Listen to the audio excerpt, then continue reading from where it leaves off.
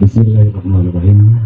Assalamualaikum warahmatullahi wabarakatuh. Waalaikumsalam warahmatullahi wabarakatuh. Innalhamdulillah nahmaduhu wa nasta'inuhu wa nastaghfiruh. Wa na'udzu billahi min shururi anfusina wa min sayyiati a'malina. Fala mudilla lahu. Sampun rawuh nama Casta. Nanging biasanya nama penak niku Made Casta. Pertama ini tuh disanti wong Bali. Made-made.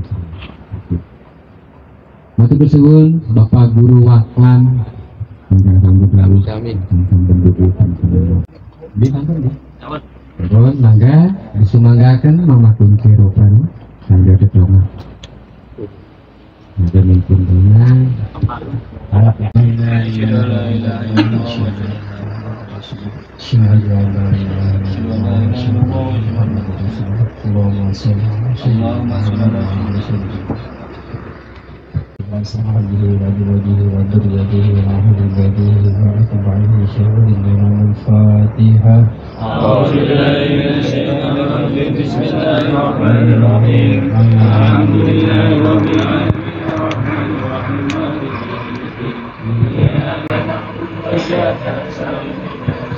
المستقيم صراط الذين أنعمت عليهم غير المغضوب عليهم ولا الضالين الحمد لله رب العالمين الرحمن الرحيم مالك يوم الدين إياك نعبد وإياك نستعين اهدنا الصراط المستقيم صراط الذين أنعمت عليهم غير المغضوب عليهم ولا الضالين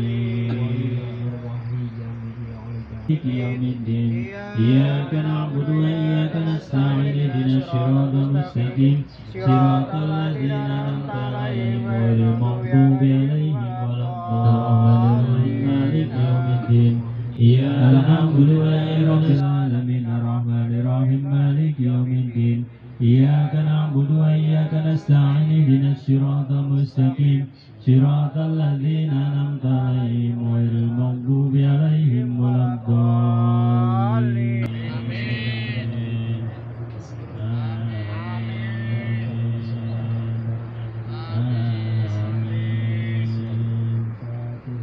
أعوذ بالله من الشيطان الرجيم بسم الله الرحمن يوم الدين إياك نعبد وإياك نستعين اهدنا الصراط المستقيم صراط الذين أنعمت عليهم غير المغضوب عليهم ولا الضالين. Sejatirin tadi telepon itu badai dikejar dening Mama Casta, dan ini penting. Saking pentingnya Mama Haji Toto juga rawuh mereka. Bapak Guru Waklan juga rawuh, yang lainnya. Yang belum hadir itu Mama Kaji Kumbang Lana. Gitu. Durung oli metu. Oh,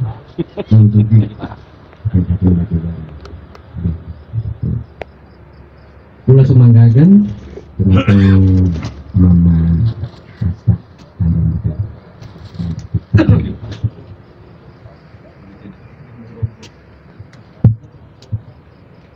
Bismillahirrahmanirrahim. Assalamualaikum warahmatullahi wabarakatuh. Alhamdulillah, alhamdulillahirabbil alamin. Wa bihi nasta'inu ala amri dunya waddin. Wassalatu wassalamu ala asrofil anbiya wal mursalin wa ala alihi washabbihi ajmain. Ingkang kula hormati para sepuh, para budayawan,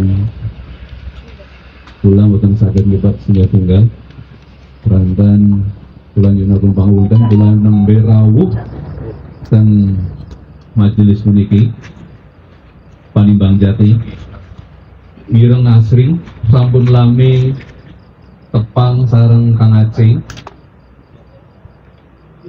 mung kula mire mau kan kerantan ini live langsung ya, jadi mungkin saya menggunakan bahasa Indonesia jika seandainya nanti dibutuhkan tayangan yang akan didengar oleh teman-teman atau saudara-saudara yang bukan berbahasa Cirebon.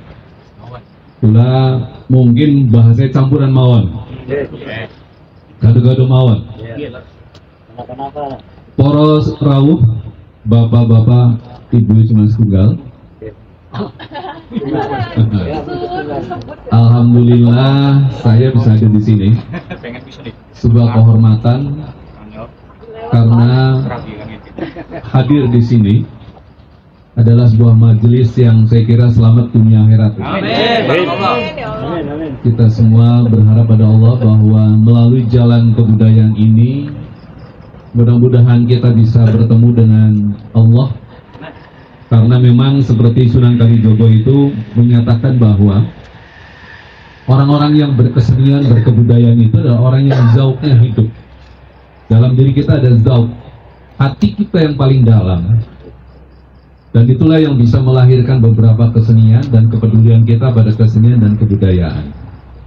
Nalikane zauk di dalam diri kita tidak hidup, maka kita tidak bisa merasakan indahnya alam semesta ini, tidak bisa menikmati indahnya ukiran, batik, tembangan, kunapa mawon, syair-syair, tidak akan pernah tersentuh hati kita.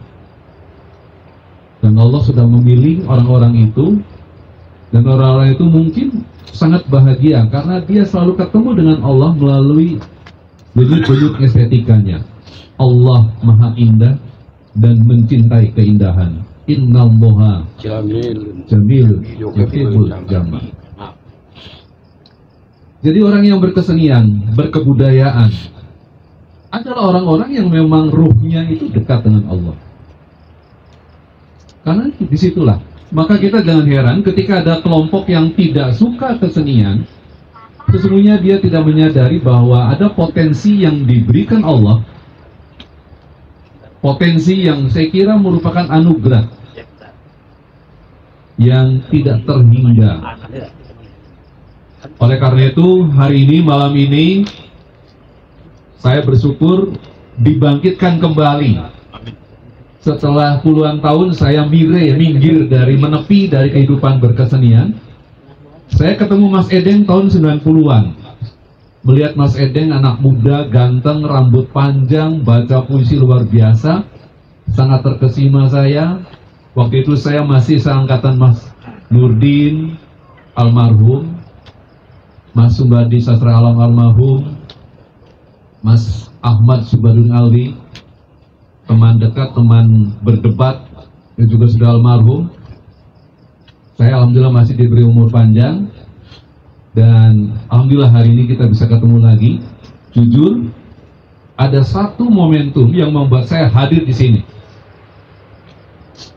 Selain kecintaan saya, kesenangan pada kebudayaan, mohon maaf saya sampaikan di sini karena ada keprihatinan kebudayaan Cirebon sedang kena panggebuk.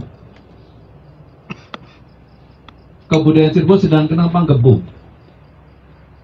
Salah satu bentuk panggebuk adalah, mohon maaf saya sampaikan, saudara-saudara kita dari Indramayu, sebagian segelintir orang itu ingin memisahkan Indramayu dari akar budaya yang sama-sama dari Cirebon. Yang namanya pertemuan waktu kemarin kita, Kang Asih ketemu saya di Kaliwedi Kidul, itu Kidalang siapa?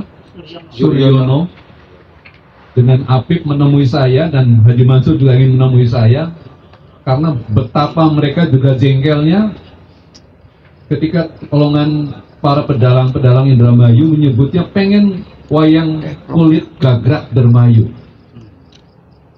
Padahal yang namanya Dalang Rusdi yang top-topnya sekarang, dulu belajarnya ke Gresik.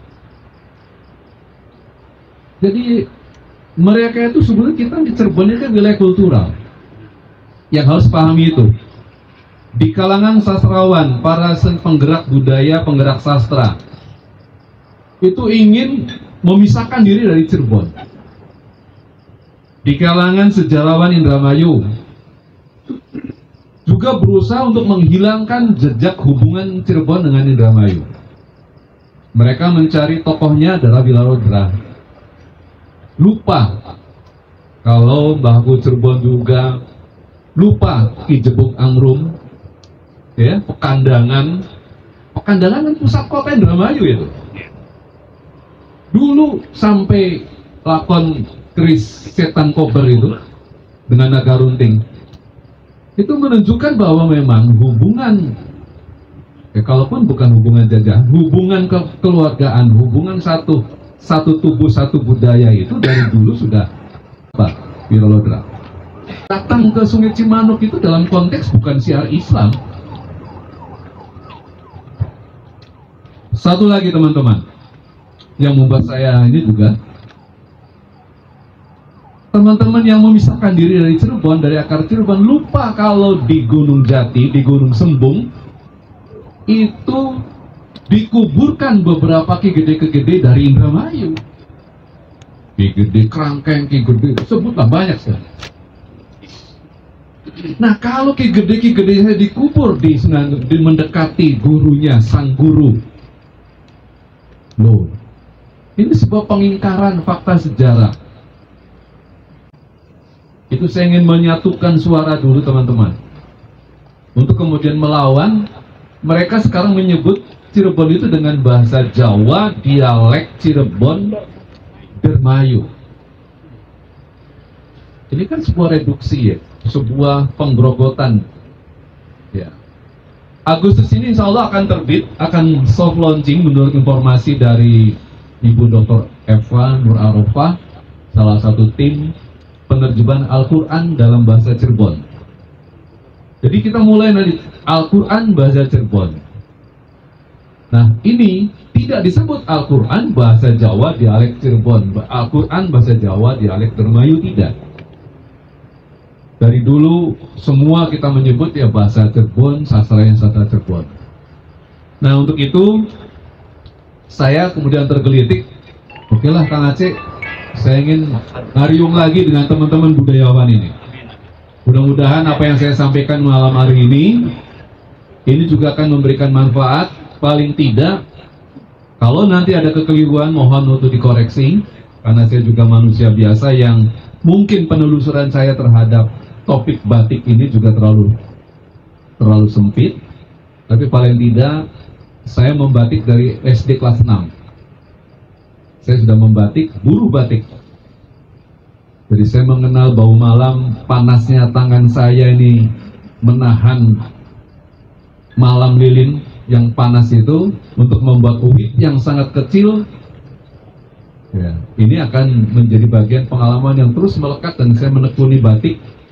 S2 saya batik, sampai S3 saya masih berkutat di situ.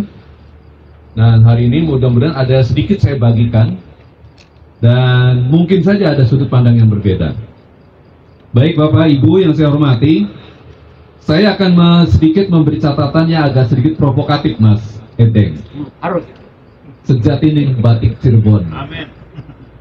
Ini judul ini sombong, karena mencari sejatining itu sebuah proses yang saya kira akan sulit ditemukan dengan kacamata biasa. Saya melihat begini, berbeda antara kehidupan batik di Keraton Jogja, Keraton Solo, Keraton Cirebon. Di Jogja, di Solo, membatik itu dilakukan untuk melatih dan adanya itu di Kaputren. Para putri-putri keraton, selain dilatih menari, dia juga dilatih membuat batik. Karena itu menjadi bagian dari pendidikan menjadi putri keraton. Di Cirebon, orek-orek itu keraton, tidak ada tempat yang dijadikan sebagai tempat membuat batik. Tidak ada di keraton Kanoman, Kasepuan, Kacirebonan, Kaprabonan, tidak ada. Termasuk keraton apa tuh yang di Kalilebi? Macan Putih. Juga tidak ada. Kalau itu sebuah keraton. Jadi apa bedanya dan kenapa kemudian batik itu adanya di Trusmi gitu? Ini yang membedakan pembatikan, proses membatikan. Kalau di Keraton Jogja ada pekauman itu ya di sekitar dalam kaum abdi dan membuat batik. Tapi kalau di Cirebon nggak ada, kan tidak saya temukan. Tetapi nanti Bapak Ibu, ada satu kampung di Keraton Cirebon itu ada kampung Pegajahan. Dan Pegajahan itulah adalah aktor intelektual, ya, aktor intelektual yang melahirkan batik-batik keraton. Tetapi produksinya di Trusmi. Kenapa di Trusmi? Dulu ada bersemayam Mbah Kuwu Cirebon di Trusmi. Ketika sudah menyerahkan tahta kepada keponakannya, Ageng Sinuwun, Mbah Kuwu lebih memilih tinggal di Trusmi, dan disitulah mulai bercokol pengembangan tradisi membatik. Jadi orang Trusmi menerima tradisi membatik. Disitulah makanya kegiatan membatik tidak ada di keraton, tetapi justru di Trusmi. Dan aktor intelektualnya dulu adalah Mbah Kuwu Cirebon. Siapa Mbah Kuwu, teman-teman sudah sangat tahu. Nah, inilah yang sedikit saya kasih prolog ini, karena ini penting, dan supaya nanti kita juga paham bahwa saya ingin bicara sesungguhnya Cirebon ini wilayah kultural, bukan wilayah administratif. Sekarang yang merusak itu pemerintah dalam urusan kebudayaan. Adanya undang-undang pemajuan kebudayaan itu justru memandang kebudayaan itu wilayah-wilayah administratif. Bapak Ibu, saya tahu sekarang itu setiap daerah kabupaten kota diminta mendaftarkan WBTB. Pak Toto tahu betul itu. Apa betul WBTB? Warisan budaya tak benda. Itu rebutan, sapu Kang Dikit aja, Kang Dikit Kang menang. Bayangkan nasi jamblang sekarang didaftarkan oleh kota. Nasi jamblang ya bibitnya jamblang. Docang didaftarkan oleh kota. Iya. Tarling, Kang Dikit Dermayu didaftarkan oleh Dermayu, diakui milik Dermayu. Pada 1935 Mang Sugro itu baru mau transfer dari gitar, dari gamelan ke gitar.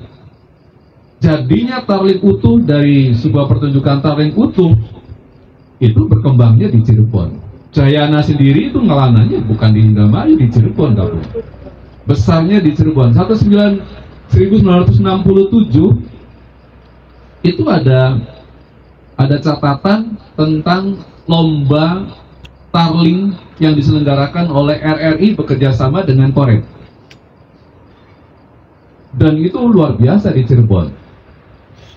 Dulu waktu saya kecil kalau jam 7 kan sulingin litit tuh, RRI tuh. Iya. Wah, itu luar biasa. Sekarang diakui Indramayu. Nah, Cirebonnya itu ya budeg gitu. Ya karena inilah mungkin budegnya dalam artian kita kadang-kadang tuh terlalu baik gitu. Mangga mawon. Nah itu hilang KB. Hilang KB. Dalam maling berai diakui Indramayu. Tidak diakui sebentar lagi. Kang Aceh leluhurnya yang luar biasa ini nggak diakui. Sebentar lagi rebutan Indramayu sudah mulai berai dapat. Nah ini sebetulnya kebijakan ini jangan salahkan Indramayu, salahkan siapa, kita juga harus berbuat. Tapi pemerintah salah. Salahnya karena apa? Bicara kebudayaan tidak bicara geobudaya sebagai wilayah kultural, tapi bicara kebudayaan bicara wilayah administratif. Ini persoalan. Nah, kalau saya mulai membuka kebudayaan Cirebon, maka kita tidak boleh lepas dari konstruksi inilah. Yang sangat besar itu adalah ketika kehadiran posisi geobudaya Cirebon yang memiliki bandar Muara Jati. Dengan sah bandarnya adalah Ki Gedeng Tapa itu. Ini tokoh yang luar biasa itu. Tokoh yang bisa memberi tempat kepada Syekh Datul Kafi untuk mendirikan pesantren Pesambangan. Tokoh yang memberi tempat kepada putrinya yang harus berguru kepada Syekh Puro, Syekh Hasanuddin di Padahal dia sendiri adalah orang Pajajaran yang mungkin saat itu juga masih Hindu, Buddha. Tapi putrinya itu justru mondok pesantren menjadi santrinya Syekh Kuro. Ini tokoh yang kalau dalam dunia sekarang adalah tokoh yang saya kira sangat, ya, dia berpikir moderat, dia sangat meletakkan multikulturalisme. Nah, posisi Bandar Jalur Sutra, bandar tempat datangnya para perahu-perahu besar, pedagang dunia dari manapun, dan titiknya adalah dari Kerajaan Singapura, ini adalah satu titik yang kemudian harus kita hargai. 2 minggu yang lalu saya, mohon maaf, saya menghentikan keinginan Pemda Cirebon untuk berhubungan dengan, bukan berhubungan dalam konteks untuk menghadirkan Cheng Ho, dibesar-besarkan Cheng Ho. Saya bilang Cheng Ho itu 5 hari tinggal datang, ya. Cheng Ho itu hanya 5 hari dan mendirikan menara mercusuar dari bambu di Pelabuhan Muara Jati itu. Setelah itu kemudian balik lagi ke Semarang, Surabaya, dan seterusnya. Jadi tidak bisa dibesar-besarkan. Yang dibesar-besarkan itu tokoh sentralnya, misalkan Ki Ageng Tapa, Syekh Datul Kahfi sebagai guru baku Cirebon dan guru-guru yang lainnya. Nah, posisi inilah yang kemudian membentuk kebudayaan Cirebon. Kita nggak bisa lepas dari kebudayaan Sunda karena mempengaruhi, ada Jawa dan lain-lain, ada pra-Islam, ada Islamnya sendiri yang begitu kuat sehingga Cirebon itu menjadi sebuah multikultural gitu. Nah, kalau ini sudah dipahami, maka kita nggak bisa dong menyebut bahasa Jawa dialek Cirebon, seolah kita menafikan pengaruh-pengaruh kebudayaan lain yang membentuk bahasa Cirebon. Dulu saya waktu kecil ngajar ngaji itu tidak pakai fathah, kasroh, doma, kiai. Pakainya ajer, apes, jabar, ajer, apes, ya kan? Itu di mana? Kalau Bapak Ibu pelajari, jabar, ajer, apes itu bahasa Persia itu. Dulu yang menyebarkan Islam itu orang Persia. Tapi begitu pesantren marak, dikirimlah putra-putra Indonesia, dikirim mondoknya ke Mesir. Datang dari Mesir, Al-Azhar, datang ke sini, jabar, ajer, apes, hilang, diganti fathah, kasroh, doma. Dulu Baghdadiyah. Baghdadiyah itu kan dari Persia, Baghdad. Nah, ini yang harus kita pahami, bahwa memang ya, nanti juga, mohon maaf, saya keluar sedikit sebelum bicara batik. Ya, ini sekarang ada gerakan-gerakan yang menafikan bahwa para wali tidak ada gitu. Wali tidak ada katanya. Itu wali 9 itu tidak ada, itu fiktif semua tidak ada. Yang menyebabkan Islam itu bukan wali gitu loh. Ya. Nah, ini kan kacau itu. Ini kacau ini. Nah, kemarin saya juga menolak Cheng Ho ini dibesar-besarkan. Cheng Ho 5 hari di Cirebon, ngapain? Ya. Hanya bersandar saja. Ya. Dulu yang namanya penghargaan terhadap Cirebon itu, Jakarta ketika gubernurnya Bang Ali Sadikin. Bang Ali Sadikin itu orang Sumedang, jadi gubernur Jakarta, DKI Jakarta, dia tahu sejarah. Kang Aceh, tahu sejarah. Karena yang memerdekakan Jayakarta, Sunda Kelapa, dari cengkraman Portugis, itu adalah Cirebon. Pasukan Cirebon dibantu Banten, dipimpin oleh Fatahillah, maka memerdekakan Jayakarta itu, diganti menjadi Jayakarta itu berkat jasa Fatahillah. Pasukan Cirebon, benderanya sampai sekarang berkibar di beberapa titik yang sekarang beberapa teman sudah mulai menyimpan bendera-bendera gambar-gambar reproduksinya. Itu makanya setiap hari ulang tahun Jakarta, Bang Ali itu datang ke ziarah ke Gunung Jati. Di sana ada kuburan Fatahillah, kuburan Gunung Jati, ziarah. Begitu Bang Ali berhenti, muncul Ridwan Saidi, ya, kemudian kelompok-kelompok lain yang kemudian menafikan wali. Dianggapnya Cirebon sebagai pemberantas. Ada peristiwa terbunuhnya beberapa orang di pesisir Sehingga dianggapnya kita nggak perlu ke Cirebon. Maka sejak saya itu tidak pernah hari jadi Jakarta ziarah ke Fathahillah. Ini hal-hal yang saya kira mungkin juga harus kita luruskan ke depan anak cucu kita ini. Jadi kembali saya ingin menyatakan bahwa memang tingkat Cirebon ini sebagai sebuah wilayah kultural ya luas banget kan, luas banget. Betapa kita ini memiliki karakteristik yang berbeda dengan kebudayaan-kebudayaan lain. Jawa sendiri berbeda dengan Cirebon, berbeda dengan Sunda. Kita memiliki karakteristik yang khas ya. Saya nggak perlu cerita karena ini orang-orang paham semua, tapi saya ingin menandaskan di sini, menguatkan bahwa kita memang bukan orang yang tidak memiliki akar ya. Kita sebenarnya berangkat dari beberapa akar sejarah yang panjang. Kita memang harus menghargai bahwa sebelum Cirebon, memang sebelum abad 14 Cirebon belum dihitung sebagai sebuah kawasan yang memiliki penanda-penanda identitas kebudayaan. Tetapi setelah itu luar biasa ya. Peninggalan Hindu-Buddha memang kan tinggal Yoni saja tuh.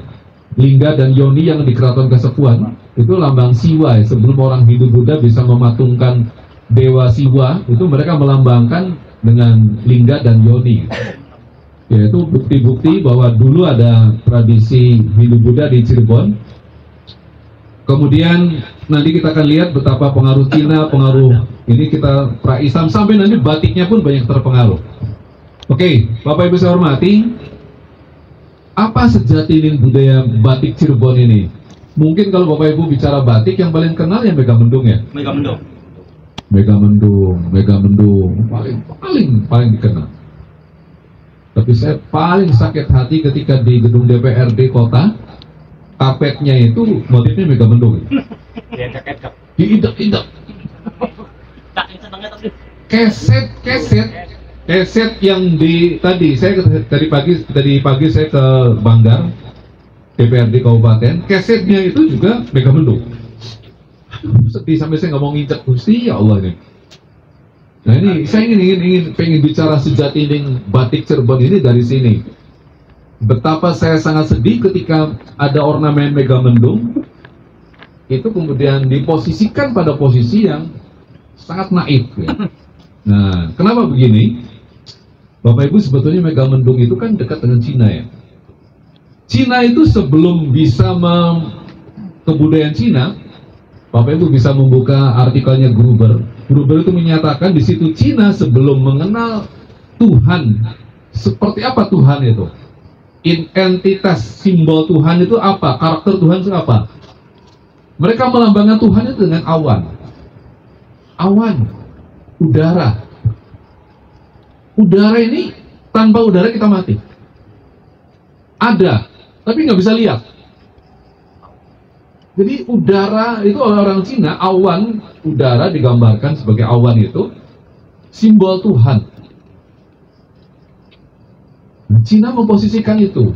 Anda Bapak Ibu bisa buka tulisan artikel Gruber di Google, Gruber, muncul nanti simbol Tuhan dalam kebudayaan Cina awal. Ya. Nah, di Cirebon, kalau Bapak Ibu menelisik batik keratonan, hampir tidak ada batik keratonan bermotif Megamendung. Di Cirebon, di Keraton Cirebon, sebagian besar adalah wadasan. Hebatnya di Cirebon, ketika adopsi Megamendung ke Cirebon, bentuk berubah, kemudian melahirkan juga ornamen baru, wadasan, yang mungkin Bapak Ibu juga kadang tidak bisa membedakan, apalagi teman-teman masyarakat awam. Dan wadasan Megamendung itu tidak banyak. Megamendung tidak banyak. Nah, kalau Bapak Ibu datang ke Keraton Kanoman, museumnya ada dua kereta, satu kereta Paksi Nagaliman dan satu lagi kereta Jempana. Ibu lihat, Bapak lihat, atap kereta Jempana itulah Megamendung. Satu-satunya ornamen Megamendung di Keraton Kanoman, Jempana. Semua yang lain wadasan semua. Jempana itu kereta yang dipakai permaisuri. Permaisuri itu bagi seorang sultan adalah pengayom, penentram. Rasulullah sendiri, ya, Khadijah, itu yang menenteramkan Rasulullah. Ketika Rasulullah pertama dapat wahyu, itu yang bisa menenteramkan Nabi yang sangat gelisah, dipeluk oleh Khadijah. Dalam rumah tangga, ketika perempuannya baik, maka baiklah keluarga itu. Kalau di satu kaum perempuannya baik, maka baiklah kaumnya itu. Maka meninggikan derajat perempuan itu Islam luar biasa.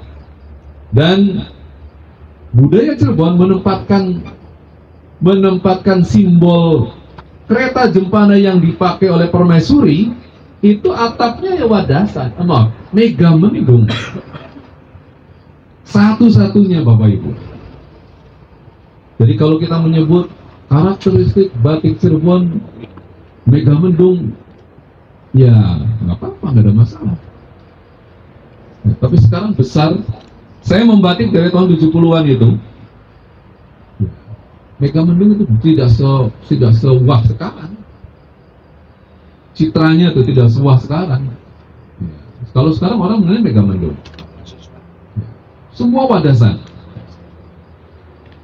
Oke. Saya mulai dari sini. Kita ini kan sebetulnya, saya ingin menyentuh dulu. Ya. Oke lah, semua sudah tahu bahwa batik Cirebon memang sudah menjadi sebuah heritage yang diakui oleh UNESCO, ya, dan sangat besar pengaruhnya. Yang harus Bapak Ibu perhatikan, mega mendung yang saya tampilkan ini memang mega mendung yang benar yang begini. Kenapa benar begini? Beli tugel, tidak ada yang putus itu. Tidak berhenti, mohon maaf, ini pakai Mas Waklan itu, Pak Guru Waklan, itu kan tunggal. Iya, ini menunjukkan membatiknya memang tidak memiliki pemahaman mega mendung yang benar. Berhenti, ya. Allah itu kan zat yang maha hidup, dia nggak akan maha hidup nggak berhenti gitu loh, nggak sembarangan gitu. Karena itu simbol Tuhan, ya, nyambung semua, nggak berhenti gitu. Ya, jadi ini satu hal yang saya kira nanti kalau ada perajin pun, saya sering bicara itu dari depan Mas Omarudin Kudian, beberapa, ya, ini kembalikan dong, cuma menggaya-gaya mungkin angin, asal keluar makna berlapis, mega mendung benar. Padahal nggak sembarangan, karena itu simbol Tuhan di awalnya itu. Dan yang paling mendasar adalah beli tugel, tidak berhenti. Allah tidak pernah, ya, masa Allah akan hidup maka mati, itu kan nggak mungkin. Nah ini kemudian maka sejatining batik ini kan, iya, sejatining batik. Kita nggak bicara batik asal sekedar, mohon maaf Pak Baklan ya, tidak sekedar begini. Ada hal yang kemudian mendasari sebuah motif itu. Sekarang pelaku kita ini sering, wah, saya seneng batik karena saya orang Indonesia, saya orang Cirebon, saya orang budaya memakai batik. Tapi sesungguhnya kita sedang berkamuflase. Kamuflase itu bohongan Bapak Ibu, para saudara, bohongan. Karena apa? Yang dipakai itu bukan batik padahal, tapi tekstil bermotif batik. Kang gawe pengusaha besar, kemudian itu boro-boro menyentuh, menghidupi para perajin.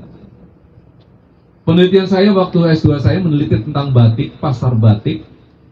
Para pembatik yang di dalam itu menyatakan showroom itu nekek.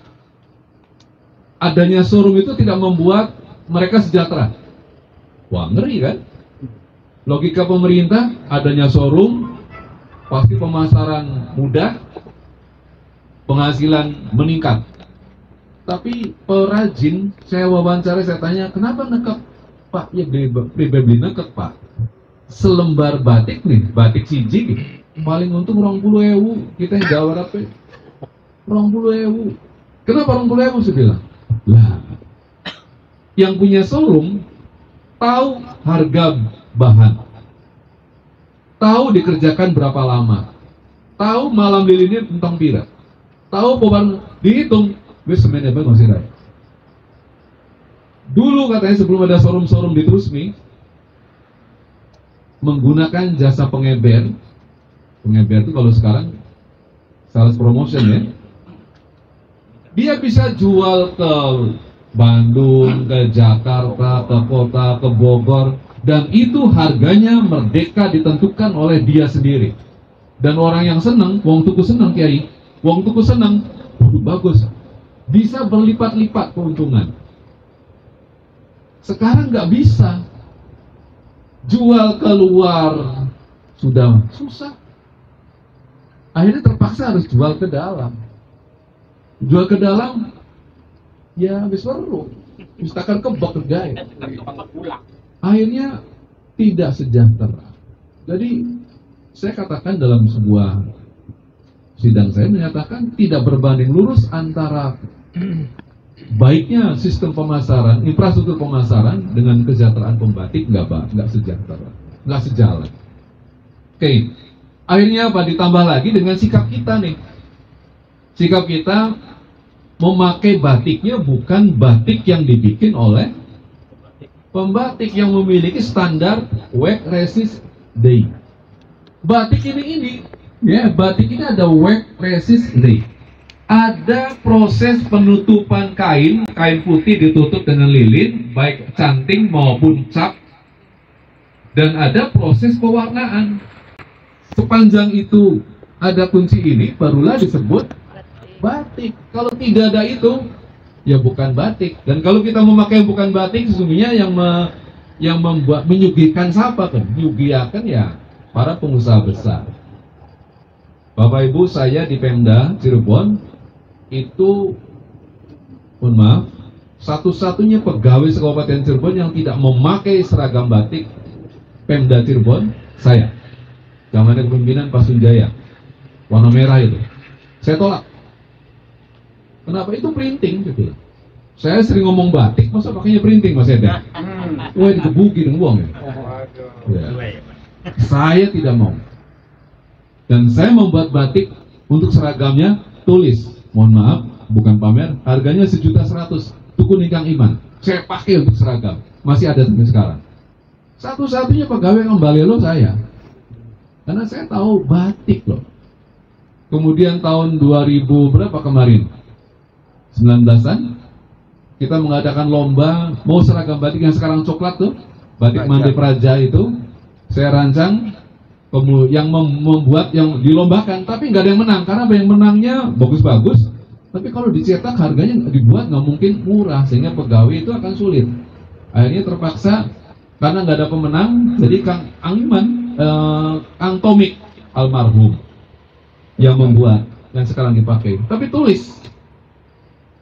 Nah, harganya bisa 250 sampai 300 sehingga PNS mudah-mudahan bisa membeli.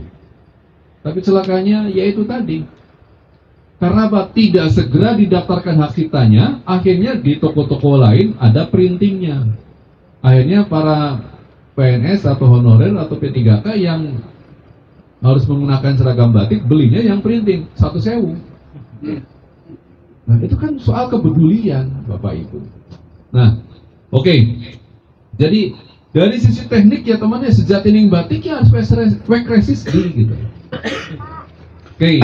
Nah, kemudian batik Cirebon ini Bapak Ibu luar biasa karena apa? Di Cirebon itu kalau para ahli batik nasional menyebutnya sebagai batik pesisiran. Karena ada Cirebon di wilayah pesisir. Padahal batik Cirebon itu yang memiliki nanti tidak hanya batik pesisir. Ini tokoh-tokoh yang Nian S. Sumena, Hasanuddin dosen ITB ini, Anas dosen ITB, itu menyebutkan batik Cirebon itu sebagai batik pesisiran. Tidak salah, tetapi di Cirebon tidak hanya pesisiran.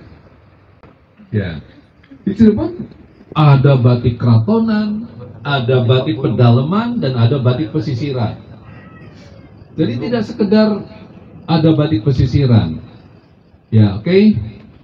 Nah, ya kita lihat misalnya, kalau orang banyak menyebut Megamendung. Nah, muncul Megamendung yang asal-asalan kan? Tidak salah. kayak gini. Ya, tidak salah, deh. Tapi Iya. karena memang belum tahu. Kalau mereka tahu bahwa simbol dari simbol awan, simbol Tuhan itu ya tentu harus membuatnya tidak tugel gitu kan. Tapi memang untuk membuat tidak tugel itu butuh skill yang tinggi kan. Pola yang, tapi kalau dipahami saya kira ini juga menjadi penting. Ya. Kemudian Megamendung tadi yang saya ceritakan, saya akan hadirkan ini. Ya, ini. Ji. Ya.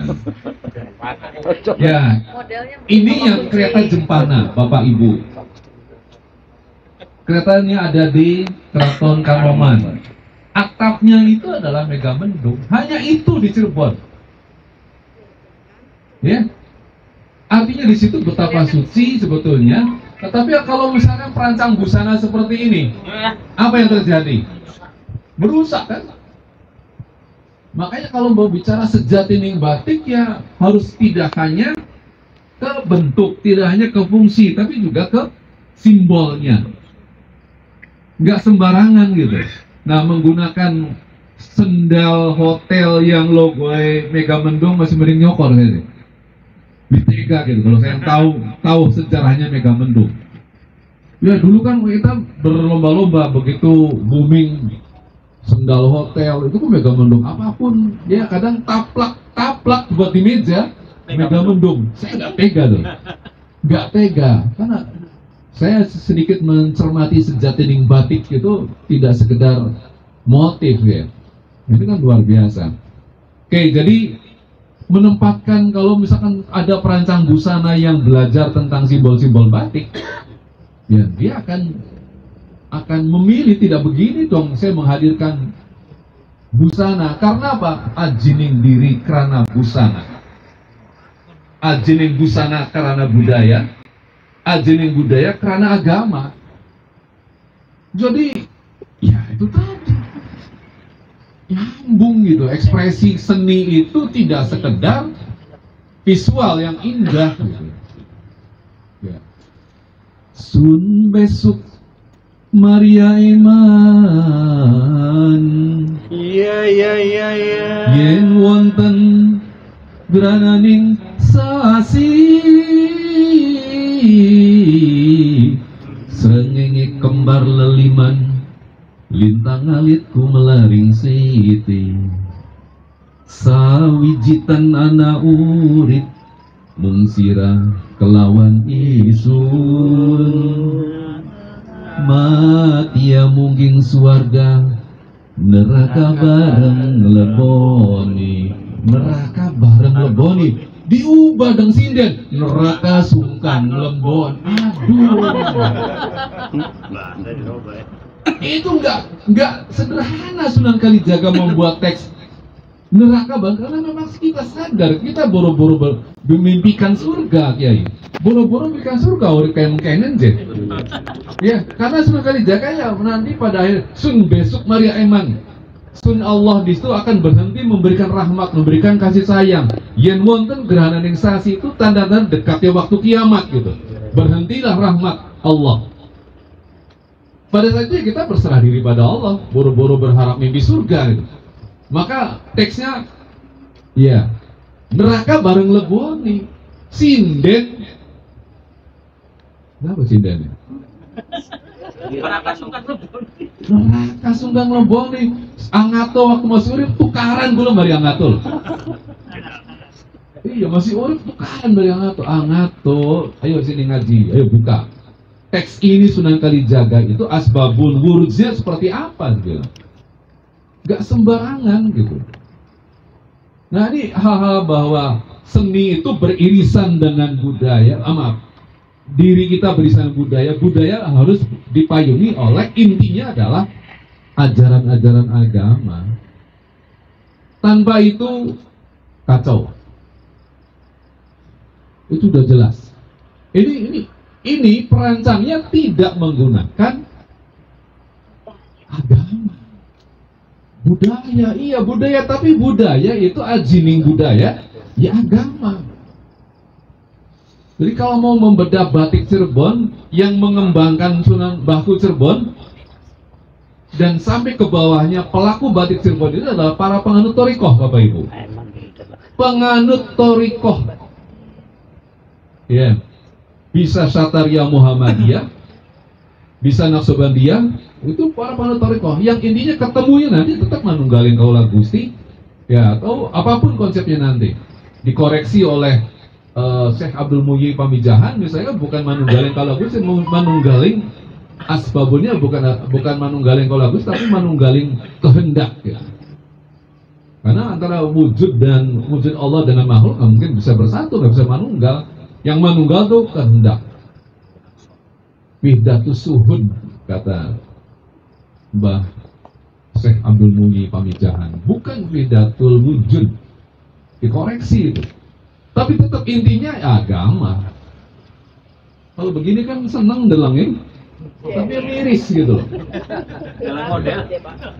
Dari sini kemudian orang bebas, maka karpet digunakan, Megamendung, kemudian keset sampai sendal jepit hotel, Megamendung. Maka sekarang yang mulai yang di rumahnya ada keset, ya jangan ngomong Megamendung lah. Ya, masih mending bel come itu. Ya, bel come. Oke, Bapak Ibu. Jadi Cirebon itu luar biasanya karena ada batik keratonan, ada batik pesisiran, ada batik pedalaman. Kaya banget Cirebon. Keratonan selesai lah, kita sudah tahu. Pesisiran, ya, sudah tahu. Pedalaman, kayak saya melambangkannya, kedudukan teman-teman di Cuaringin batik pedalaman. Di luar pesisiran, di luar keratonan. Tapi sekarang mulai ada gerakan yang aneh-aneh. Kemarin di Festival Talun, ya, ada launching batik Petalunan. Saya bilang kemarin ketemu di Dinas Kebudayaan. Sini Cong, ini tak parai. Ya. Gua ngawur, saya bilang kamu. Ya, kalau Talun itu siapa sih? Bahu Cirebon. Ya, di situ ada Kiai Gede Kasmaya. Ya.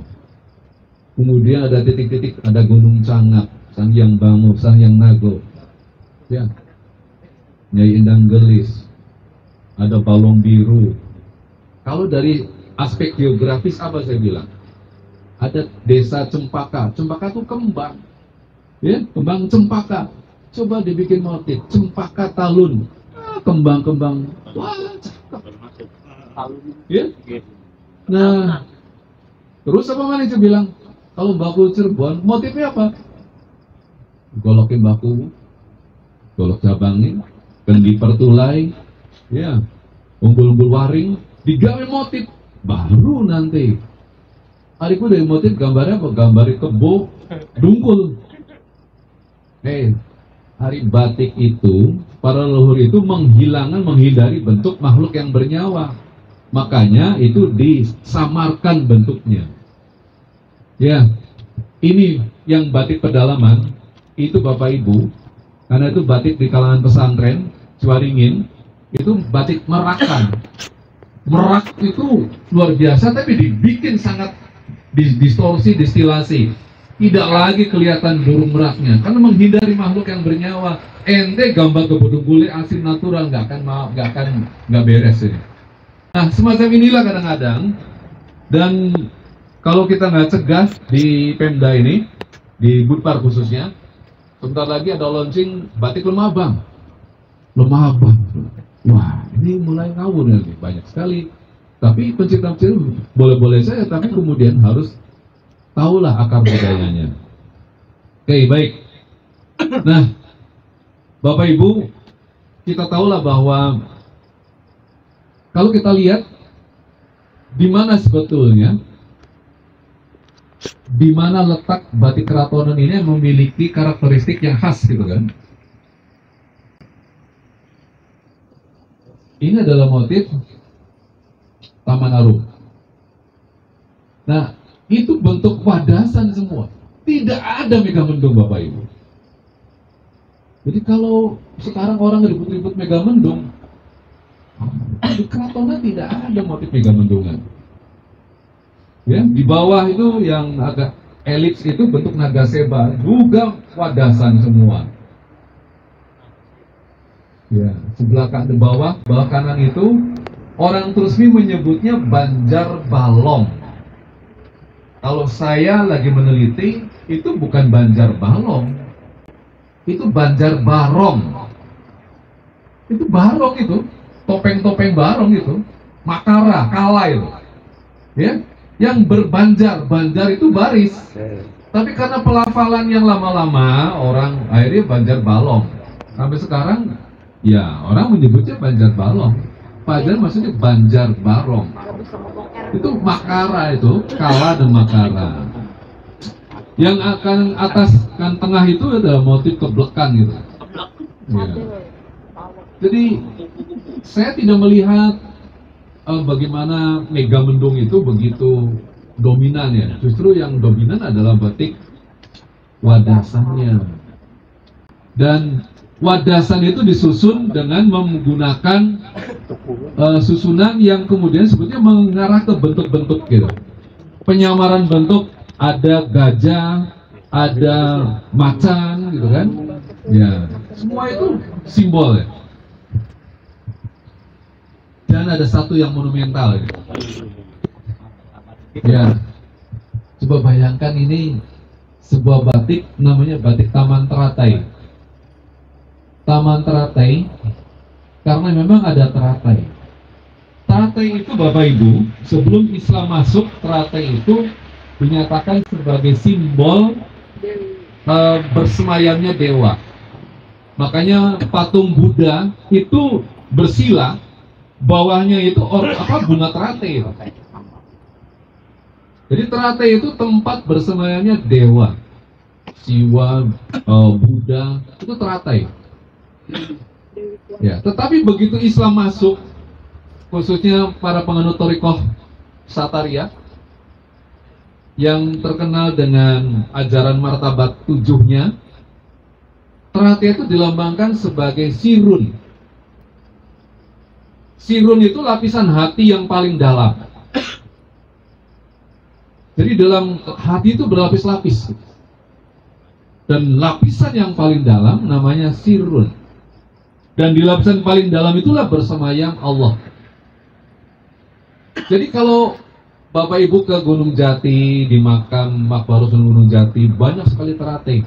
Bahkan di Masjid Agung Sang Cipta Rasa itu banyak teratai. Termasuk di pengimaman. Di pengimaman, imam itu pengimaman bahasa Arabnya apa? Kalau mimbar kan tempat khotib, mihrab. Di mihrab itu di atasnya ada teratai menggantung. Teratai menggantung, gumantung tan ana cumantel. Itu kan bahasa Arab sebetulnya. Leluhur kita mengajarkan sifat wajib Allah, yamuhu binafsihi. Allah itu tidak bergantung pada diri sendiri. Dan itu tempat kita sholat gitu. Teratai itu diposisikan sebagai sesuatu yang kemudian ya tempat hadirnya Allah, menghadirkan kehadiran Allah. Nah, di Taman Teratai ini Bapak Ibu, nah ini teratai kan bunga teratai yang kuncup ya, dan mekar. Di sampingnya itu adalah susunan wadasan yang membentuk gajah.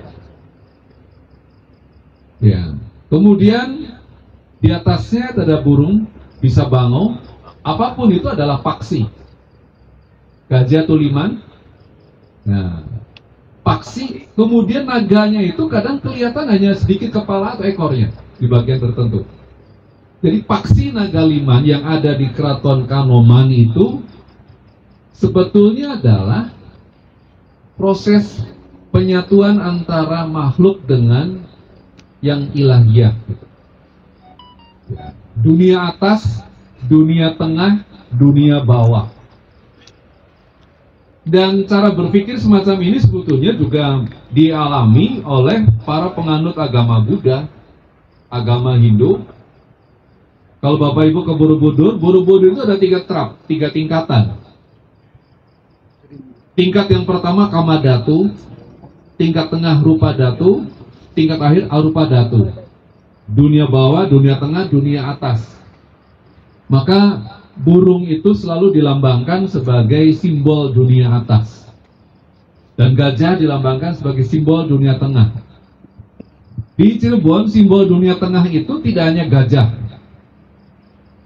tapi biasanya bersimbol kendaraan. Apapun baik kendaraan. Macan Ali itu adalah sebagai simbol. Perahu tadi. Kemudian apalagi? Banteng Windu. Ya, itu simbol dunia tengah. Dunia tengah itulah yang kemudian kata Dr. Muhaimin, peneliti tentang Islam dan Cirebon, menyatakan itu di dalam perilaku sosial masyarakat itu seperti selamatan gitu. Ritual-ritual selamatan itu adalah ritual dunia tengah yang untuk apa? Untuk menjangkau ke dunia atas. Jadi dunia atas itu akan bisa diraih, ilahiyah ini bisa diraih jika kita melakukan prosesi pendakian, taroki, dengan meninggalkan dunia bawah, dunia nafsu rendah. Nah, itu acaranya dan di sini. Ya, jadi selembar kain saja ini bisa dijelaskan menjadi sebuah disertasi, dan Dr. Komarudin Pudia itu atas saran saya meneliti ini. Alhamdulillah sekarang udah lulus. Satu kain batik ini sudah jadi disertasi. Dan itu pemahamannya menjadi pemahaman yang saya kira akan menjadi penting, karena membuat batik itu tidak sekedar motif-motif bunga-bunga, daun dan binatang yang dihias, tidak, karena ada simbol-simbol dan ada nilai-nilai yang kemudian disepakati. Tidak gampang untuk itu. Memang kalau kita bicara sejatining batik, Kang Aceh, ya. Nah, ini juga, ya, ini kan kalau motif keratonan Raja Besi ini bukan Megamendung, ini wadasan. Persoalannya kemudian wadasan yang dipakai dalam rajeg besi itu kan rajeg, berarti kan pagar, kokoh, keimanan atau ketangguhan, ya. Nah, teman-teman para perias pengantin di kota itu bikin kesepakatan, pengantin kebesaran, keagungan Cirebon itu katanya motifnya rajeg besi. Nah, saya bilang nggak cocok dong, ya nggak cocok dong ya. Kalau ini panglima, pasukan perang misalnya Ponggawa, baru cocok. Ya, itulah kemudian ini yang kemudian harus kita pahami gitu. Ya, beda kalau dengan ini. Nah, ini saya temukan batik ini dibuat tahun 70-an. Ya. Dan dikoleksi oleh seorang kolektor dari Mix Richard ini. Nah, ini Bapak Ibu, sejatining batik Cirebon itu widthnya, garisnya itu tipis, bahkan setipis rambut gitu. Bayangkan membuat garis dengan malam tapi setipis itu. Nah, ini semakin tipis semakin bagus, dan ini membuatnya tentu membutuhkan konsentrasi, dan ini yang membuat ya adalah para penganut thoriko sambil zikir, sambil membatik, penuh konsentrasi, tidak sekedar motif itu hidup, tapi juga menjadi bagian dari prosesi berzikir. Makanya para keris-keris yang luar biasa ini kan membuatnya juga sambil berzikir. Jadi nggak sembarangan, ya. Nah, ini nggak sembarangan. Jadi kalaupun, dan sekarang lagi diperjuangkan, ini hak kekayaan intelektual berorientasi geografis, Kang Aceh, lagi di Dr. Komarudin Pudia dengan para pembatik resmi yang disponsori oleh Batik Hafian dan Komarudin Pudia, lagi butuh pengakuan. Ini Cirebon, beda dengan Solo, beda dengan Pekalongan, ya, Jogja. Mereka kalau bikin wit itu batang ya, itu 2 garis atau lebih tebal gitu kan. Kalau Cirebon 1 garis itu, dan itu membuatnya luar biasa. Ya, inilah Cirebon ya. Nah, ini yang dipakai Kang Baklan itu. Ini batik sawat pengantin gitu. Dulu pengantin ya pakainya begini. Membuatnya bisa 6 bulan gitu. Kalau Kang Baklan itu kan printing ya kapalannya. Nah, kalau ini bisa 6 bulan. Orang terus menyebutnya batik sego gitu. Karena batik sego itu apa? Nasi ya. segar itu artinya banyak makan, butuh waktu panjang. Dia membuat begini. Wah, luar biasa. Ya. Saya ngobrol dengan Pak Haji Masin almarhum itu, wah batik sego, angel yo. 6 bulan lebih. Ya. Oke. Nah, ini pesisiran Cirebon luar biasa. Nah, ini yang sebelah kiri yang saya gedein itu batik saya temukan di Desa Gamel, dipakai kerap sebagai jimat ketika anaknya panas, diselimuti, adem dibolongin dokter, terus dari jimat. Sekarang sudah orang tua sudah dikenal, motif sudah nggak kenal. Ya. Nah, ini pesisiran. Nah, bawah itu, yang bawah kanan bawah itu adalah pengaruh Cina gitu kan. Ya, pengaruh Cina dengan pewarnaan bang biru, bang biron. Oke. Ya, nanti kita bicara lagi yang lain. Nah, sekarang wow. Batik pesisiran ciri khasnya ya warna merah, adreng dan sebagainya, nggak ada masalah. Oke. Pakai batik pinggang. Lenggang kangkung. Lenggang kangkung. Kangkung itu dalam bagi kalangan tarekoh itu tumbuhan yang luar biasa. Mungkin oleh kita dianggap untuk sekedar rujak bae lah. Ya. Bapak Ibu, hebatnya manusia Cirebon itu belajar pada Al-Quran. Al-Qurannya Allah mengajarkan dengan perumpamaan-perumpamaan. Makanya jangan heran ketika saya menelisik nama Pakungwati, putra Mbahku Cirebon, kok dinamakan Pakungwati. Wati jelas perempuan, Pakung itu udang, Bapak Ibu. Udang perempuan gitu. Urang wadon gitu. Pakungwati. Dan disinilah kemudian saya belajar, ternyata betul, udang itu kalau diangkat dari kolam, di terawang, tubuhnya bening, kotorannya kelihatan di punggungnya nih, hitam. Itu ada teks yang berbunyi, ngumpet tasira ning pepadangan. Kan bersembunyi di keterangan tubuhnya, terang benderang tubuhnya. Kalau kita nembean flex sedikit baik sudah dipukuli. Skincare tambal. Ditutupi supaya didempul, supaya aja katon.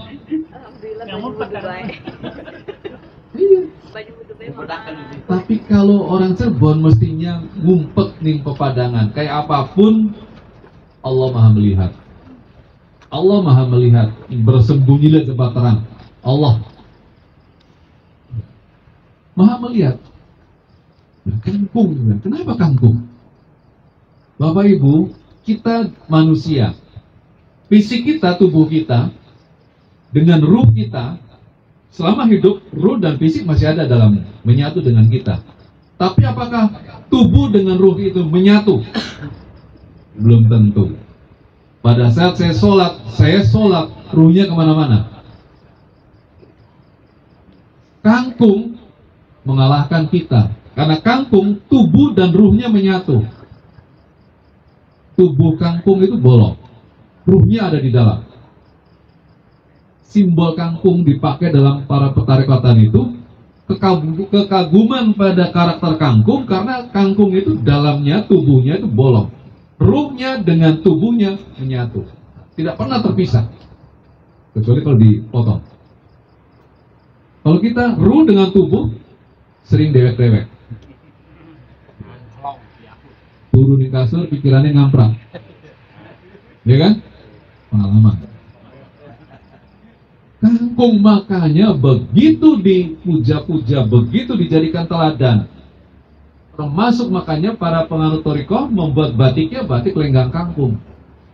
Tidak sekedar kangkung ya, dalam konteks tumbuhan rambat yang bernilai murah, ya. Tidak seperti itu. Sejati ning batik, Mang Aceh. batik bisa. Nah, teman-teman di Cuaringin, wah beda lagi. Ini Cuaringin juga, walaupun mereka itu sebetulnya tidak begitu ngejelimet dalam mendesain, tetapi mereka betul-betul memang patuh pada keindahan alam dan warna alam, kemudian objeknya sederhana, ya. Ya, luar ini nanti kita bicara. Tadi sudah, ini motif-motif Cirebonan. Nah, itu yang sekarang batik company dulu. Ya, ini tahun 2010 sudah ya seperti ini, luar biasa. Ya, titik. Nah, ini ketika saya mengadakan lomba tuh ini. Jadi indikator sebuah ciptaan itu harus original, creativity dan fixation. Nanti udah lupakan atau tema lain. Nah, ini pengaruh dari batik keratonan yang pengaruh Lasem juga. Nah, ini Bapak Ibu saya menunjukkan pembatik-pembatik yang Boyo belajar gitu.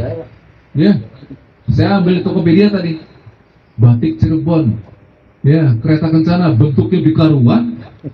Ya, harus dari larang. Terus kan jadi merusak gitu. Ya. Ini lagi nih, vaksin Nagaliman.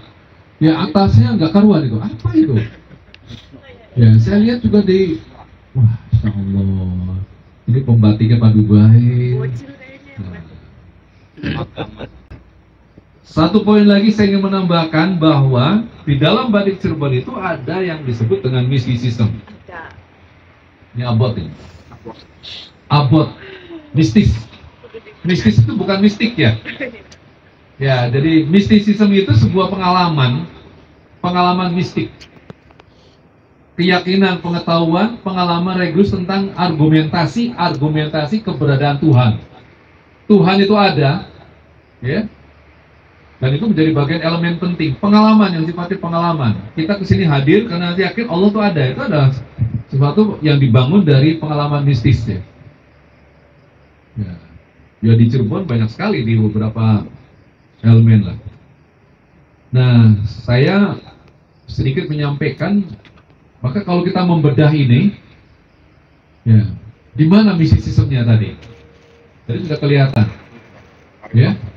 Dan sistem pengetahuannya, ya, sistem simbolnya, sistem strategi adaptasinya. Maka kalau bicara sistem pengetahuan itu ada pengetahuan tentang zat Tuhan, tadi sudah saya jelaskan.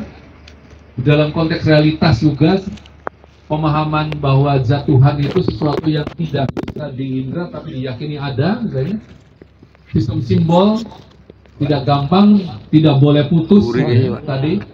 Kalaupun ada pengembangan, ya mohon nanti pengembangannya juga tidak mengurai, tidak merusak sistem pengetahuannya.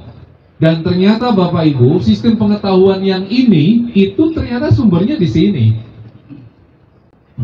Konsep martabat 7 gitu. Nah, ini Mas Endeng nanti ilmu dari Wiri Sunan Kalijaganya dikeluarkan lagi nanti. Ya. Ya, makanya kalau saya termasuk kolektor wayang-wayang kuno. Saya masih menyimpan satu wayang kulit Arjuna yang diyakini para dalang Cirebon sebagai buatan Sunan Kalijaga. Kemudian saya menyimpan Semarnya juga. Saya menyimpan pusaka keris yang diwariskan dari Ki Dalang Mulki. Ki Dalang Mulki ada turun ke-13 ketika di rumahnya itu koplak terus kerisnya. Ibunya, istrinya itu takut terus.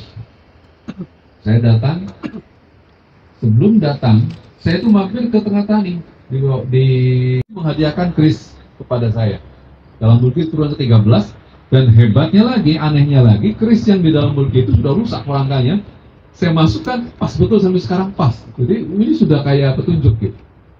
Nah, Semar itu para pembuat wayang termasuk nggak boleh sembarangan. Bima juga nggak boleh sembarangan. Motif Semar itu Bang Bintulu Aji. Bima juga Bang Bintulu Aji. Bang itu abang, ya, merah, kuning, putih, hitam. Itu ternyata kalau kita lihat itu dari ajaran martabat 7 Bapak Ibu, alam pertama, jadi alam semesta ini diciptakan dalam 7 tahap. Alam pertama, alam ahadiyat, ketika Allah itu belum memiliki sifat gitu, dan belum memiliki nama, masih zat. Masih zat. Nah, kemudian di alam wahdat di situ, alam kedua, Allah baru bersifat gitu. Dan sudah proses penciptaan jauhar awal, cahaya pertama. Itu Nur Muhammad. Itu alam wahdat. Dan dari jauhar awal itulah nanti akan memancar 4 cahaya. Merah, kuning, putih, hitam. Merah itu dari ruh api, kemudian kuning ruh angin, putih ruhnya dari air, dan hitam ruhnya dari bumi. Nah, makanya kalau kita sadari diri kita ini sebetulnya terbentuk dari api, angin, air, dan tanah.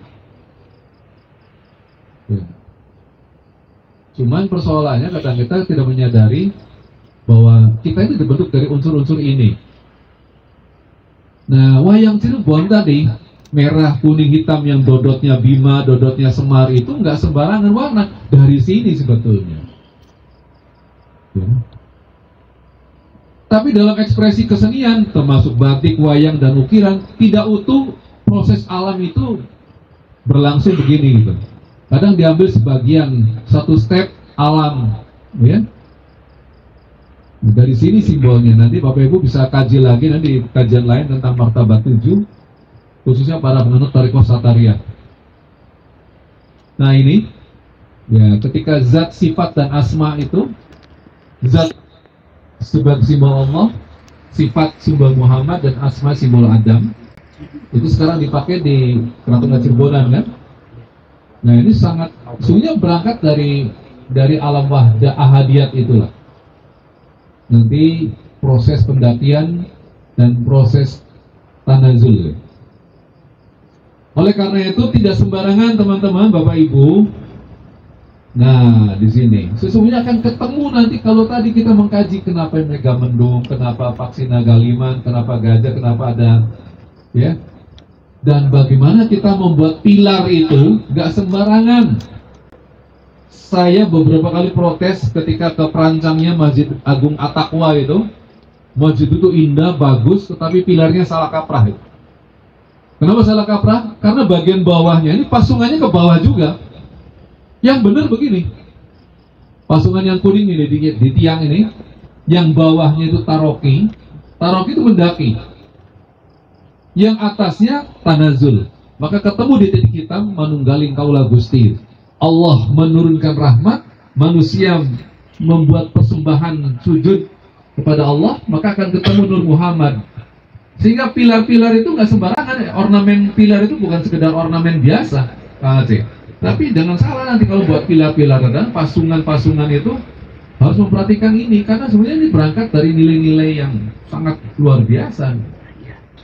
Kalau Bapak Ibu nggak percaya, silakan nanti besok kunjungi Masjid Agung At-Taqwa. Pilar di dalamnya ini yang bawahnya nyungsep mana ke bawah. Ini salah. Harusnya kalau kita di sholat di bawah, ya mendaki ke yang ilahiyah. Hari pun nyungsep mana. Jadi satu, jadi pekerjaan arsitektur itu juga harus kenal budaya. Saya gembergetnya bukan main ketika para arsitektur membuat gapura lawang dentar yang menjadi model gapura kantor-kantor di Pemda sekolah. Ada satu gapura, ambil contoh di depan Kecamatan Sumber. Itu kemudian di masing-masing belahan candi Bentar itu kan candi yang membelah, Dwi Tunggal gitu. Kalau Dwi Tunggal tadinya berarti tunggal. Kalau tunggal mahkotanya, memolonya ya satu. Tapi kenapa kemudian ketika membelah, kok ini diberi memolo, ini diberi memolo? Makanya saya bilang, tukaran bayar antara bupati dan wakil bupati. Bapak Ibu, saya tinggal di Gamel. Saya tinggal di Gamal. Tahun 89 saya di Bata kuburan, Kang Aceh. Karena memisah anak bulat dari Kaliwulu, dari Gamal, Tamongan balik. Nggak tahunya dari belakang ada orang yang bawa bata, kapruk nih, basah. Baru sadar, kok getih saya bilang, kabur dia. Nah itu antara Gamal, Kaliwulu, terus nih bulat di mari-mari antar desa itu. Akhirnya kita tirakat orang-orang, ketemulah. Ternyata di balai desa Gamal ada Ngulon. Sepakat kita, ini yang membuat lebih benar. Jadi kita bikin balai desa baru buatan, walaupun tidak dipakai, di sebelah selatan menghadap ke utara. Karena apa konsepnya? Yang namanya keraton, pemerintahan sampai ke desa, konsep mandala ruangnya adalah wukir pasir, nyingkur gunung. Ya, nyingkur gunung, membelakangi gunung. Wukir pasir menghadap ke pantai. Keraton Kasepuan begitu. Panoman, Keserebonan begitu. Gunungnya ada di belakang kan? Nyingkur gunung. Lerep sampai sekarang Gamal. Jadi jangan sembarangan itu. Memang betul nanti kalau orang mau bikin rumah, cari itu, bikin sumur, nanya itu, sebetulnya dalam konsep mencari, ya, turut selamat. Makanya saya bilang, ini Ridwan Kamil ini agak nggak beres ini, ngacak-ngacak alun-alun Kejaksaan, ya, ngacak-ngacak Pataraksa, gitu. Itu Medan, pertemuan antara rakyat dengan penguasa, itulah Medan itu. Kok sekarang dibangun-bangun, bilang. Nah ini, kalau saya diajak berdiskusi, saya tolak. Cuman dilalanya model saya ini nggak pernah diajak diskusi gitu. Nantinya nolak-nolak terus gitu. Nah. Ya, jadi sampai batik itu nggak sembarangan posisinya gitu loh. Megamendung itu posisi di Tanazul gitu. Maka jangan heran kalau Megamendung itu ada di mana-mana gitu kan. Bisa di atas terus Tanazul, dia turun Tanazul. Ya. Tapi kalau posisi gajah, posisi kendaraan, posisi apa ya, itu posisi yang letaknya di dunia tengah gitu. Dan dunia bawah itu kayak ular, itu naga kelihatan sebagian kepalanya saja, kadang-kadang nggak digambarkan semuanya, itu dunia bawah. Nah, tapi kita harus bisa meninggalkan dunia bawah untuk mencapai dunia atas. Nah, nanti wayang Bima juga, maka Bima kotak-kotaknya itu tidak sembarangan warnanya. Kadang-kadang saya menentring anak-anak, bikin wayang Bima tidak asal-asalan kamu.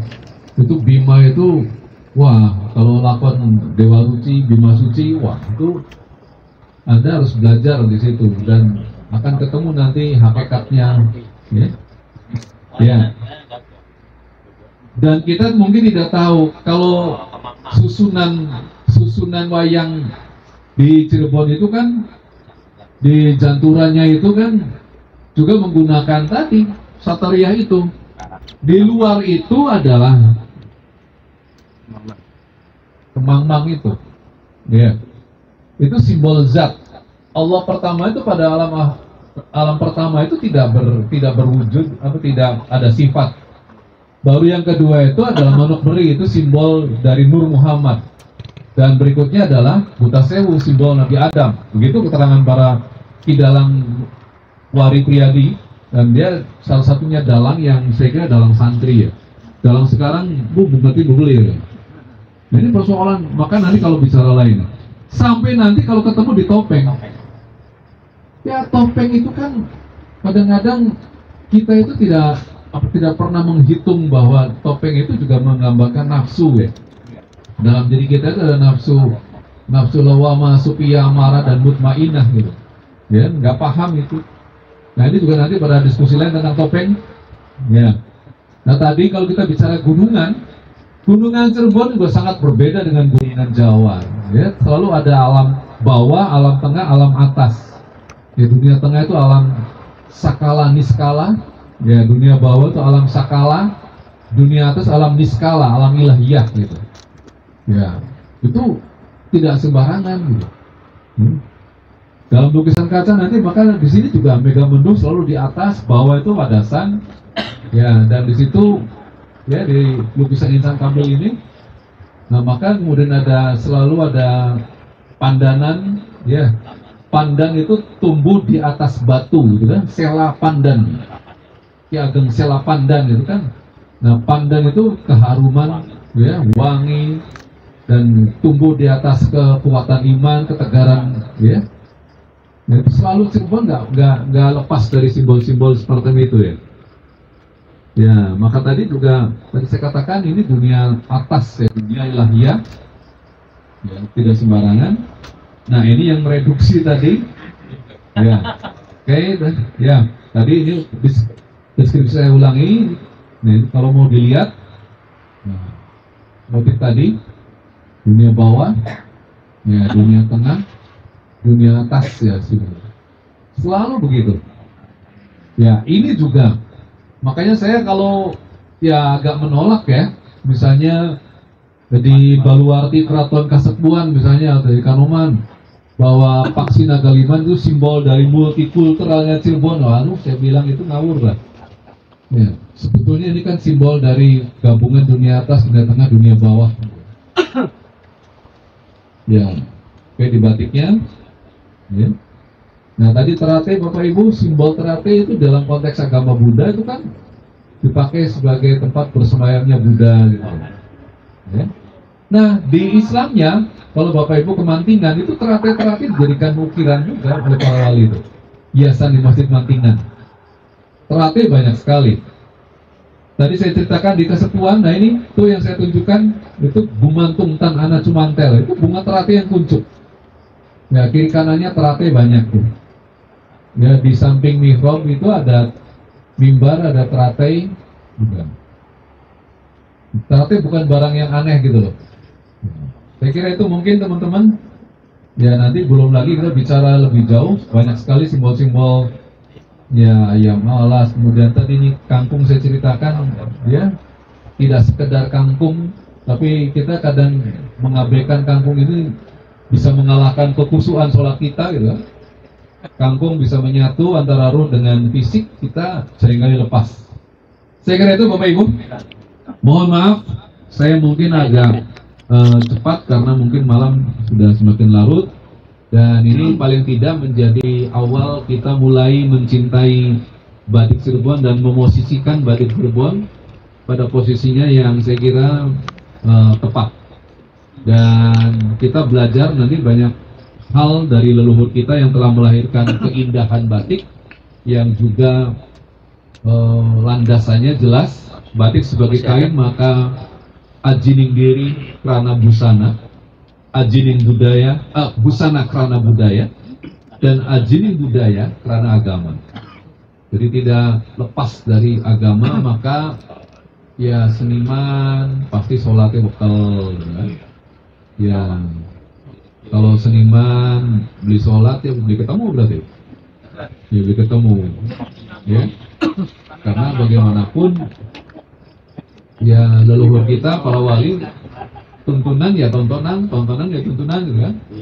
Jadi ya monggo sama-sama kita memperbaiki diri. Kita ada di aras kebudayaan, kenai simbol-simbol. Kita sudah sangat dekat dengan zat Allah, karena penciptaan kesenian kebudayaan itu orang yang begitu dekat dengan dan Allah sangat mencintai itu, kan. Ya, Bapak Ibu sangat mencintai keris, menghormati keris. Itu saya yakin yang menggerakkan itu adalah Allah. Ya. Jadi sekali lagi, ya kita tentu tidak berpikir bahwa wah, ya apa namanya sirik. Di mana sirik? Saya sedikit buka kartu saya. Saya waktu kuliah saya di seni masih belepotan.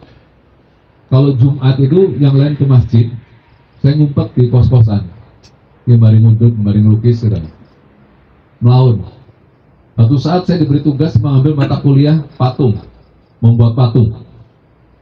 Dan ketika saya membuat patung, saya mengoprek mata, itu gagal terus. Ya, gagal terus. saya menyadari betapa indahnya manusia itu. Dan situlah saya mulai sadar bahwa saya gawe patung angel pisan, Allah pun fayakun, jadilah. Saya sadar, astagfirullahaladzim. Mulai saya kemudian ketemu, ya oke, saya harus ketemu. Dan memang berkesenian itu dekat dengan Allah tuh di situ. Kekaguman pada keindahan itu harus sampai pada yang menciptakannya.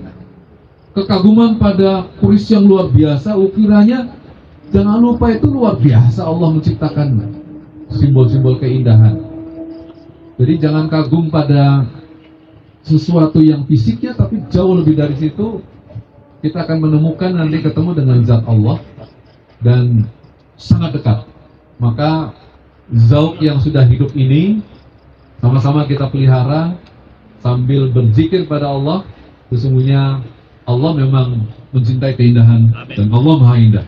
Terima kasih. Assalamualaikum warahmatullahi wabarakatuh. Waalaikumsalam.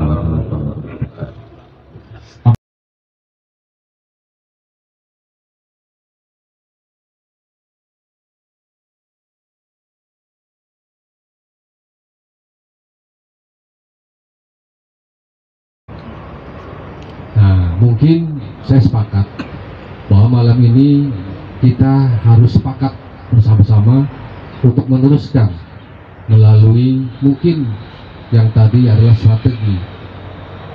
Ini bisa dijadikan contoh muatan lokal bagi generasi, terutama bagi pendidikan dini, berkenan untuk berbagi ilmu apapun dengan kita semua. Makaten, nyuwun pangapunten, matur nuwun sangat.